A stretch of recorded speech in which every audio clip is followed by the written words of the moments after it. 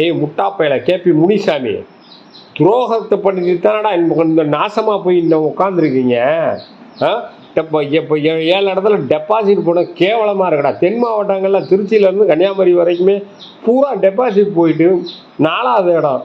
கேவலமான தோல்வியை சந்திக்க விட்டீங்களடா மடப்பயல்களா. இனிமையாவது ஒன்று சேருங்கடா.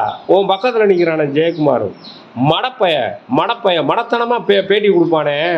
மயனை 2வது இடத்துக்காக கொண்டு வர முடிஞ்சாடா, 3வது இடத்துக்கு போகிறான்டா.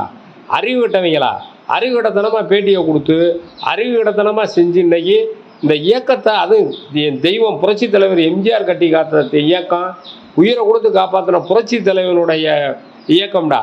இன்னைக்கு இயக்கத்தையே அழிக்கிற சூழ்நிலை கொண்டு வந்து விட்டுட்டீங்களடா. ஒழுங்கு மரியாதையா எல்லாரும் ஒன்று சேர்ந்து,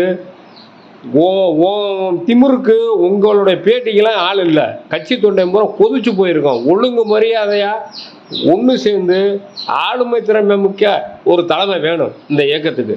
அது யாரு? எல்லாரும் கூடி ஒரு முடிவு எடுங்க.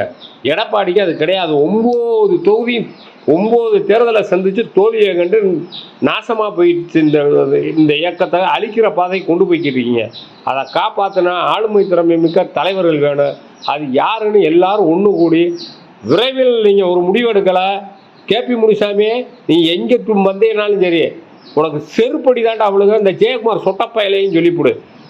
வீணா இந்த இயக்கத்தை அழிக்கிற வேலையை பார்க்காதீங்க. கொதிச்சு போய் சொல்கிறோம்.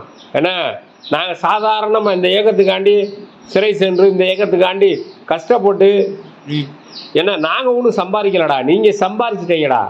கோடியாக சம்பாதிச்சு வச்சுருக்கீங்கடா. ஆனால் ஒழுங்காக புரட்சி தலைவர் ஆட்சியை கொண்டு வரணும்னா அனைவரும் ஒன்று சேரணும். இல்லை வாய்த்து முறை பேட்டி கொடுத்தேன் இது பண்ணேன்னு சொன்னால் செருப்படி தான் விழுங்க. மறந்துடாங்க. எந்த